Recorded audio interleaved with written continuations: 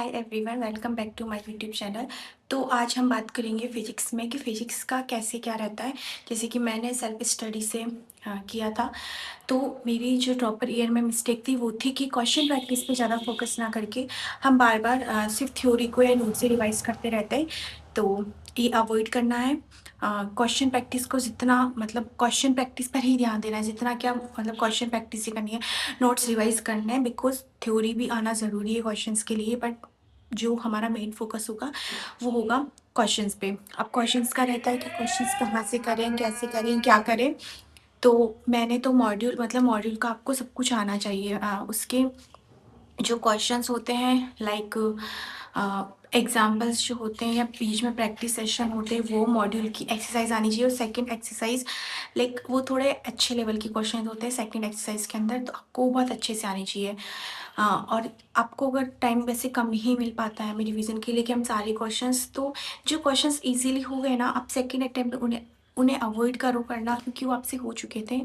तो फिर सीधा हमें उन क्वेश्चंस को स्टार मार्क कर लो जो क्वेश्चंस आपसे नहीं बने एक बार में। तो देन फिर रिवीजन के टाइम पे सिर्फ उन क्वेश्चंस को आपको फोकस करना है, ठीक है। और ये हो गया था। और जैसे कि ड्रॉपर और सेल्फ स्टडी कर रहे हो तो कोशिश करना कि आपका सिलेबस दिसंबर तक कंप्लीट हो जाए, और फिर आपके पास ओनली मॉक टेस्ट देने के लिए और सिलेमिस्टिक्स पे वर्क करने के लिए क्वेश्चन। और हाँ, जैसे कि अभी हम लोग पेपर देख रहे हैं तो जेईई मेन के क्वेश्चंस मतलब प्रीवियस ईयर क्वेश्चंस तो कर ही लेना। लाइक 5 से 10 साल के क्वेश्चंस, 5 साल तक भी काफ़ी होते हैं, इतने क्वेश्चंस तो आप कर ही लेना। और उसके अलावा मॉक टेस्ट बहुत ज़रूरी है देना, उनको रिवाइज करना बहुत ज़रूरी है।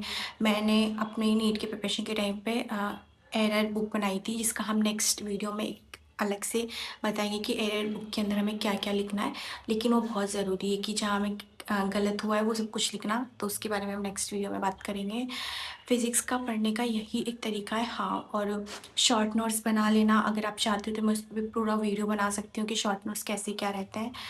बस इतना ही है। और कंसेप्ट आपकी क्लियर होने चाहिए, ज़्यादा भागो मत। और कैसे डिवाइड करना है, तो सबसे पहले मैं आपको एक चीज़ बता देती हूँ कि हमें बेसिक मैथ, वेक्टर और यूनिट एंड डायमेंशन, ये 3 चैप्टर ऐसे कि इनको आप शुरू में स्टार्ट कर दो, ठीक है। इनको ख़त्म कर दो। देन उसके बाद आपको लग रहा है जैसे जैसे टेस्ट के अकॉर्डिंग या तो वैसे चल लो, या फिर उसके बाद मैकेनिज्म ख़त्म कर दो, क्योंकि एनएलएम एक ऐसा पार्ट है फिज़िक्स का कि वो आना बहुत ज़रूरी है। मतलब बहुत सारी चीज़ें उससे जुड़ती है, काइनेमेटिक्स हो गया।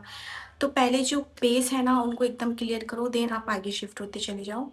तो ऐसे ही है, बस मेन फोकस अपना क्वेश्चंस पे रखो। गलतियाँ कहाँ हो रही, सिली मिस्टेक, एरर नोटबुक बनाओ। एरर नोटबुक पे मैं कल एक सेपरेट वीडियो लेके आऊँगी, आप उसको देख के कर सकते हैं। Thank you for watching me, और please like and subscribe me. और कोशिश करूँगी कि सब कुछ अच्छे से, जितना अभी हो रहा है हर वीडियो पे, उससे बेटर मैं इम्प्रूव करने की कोशिश करूँगी। Thank you.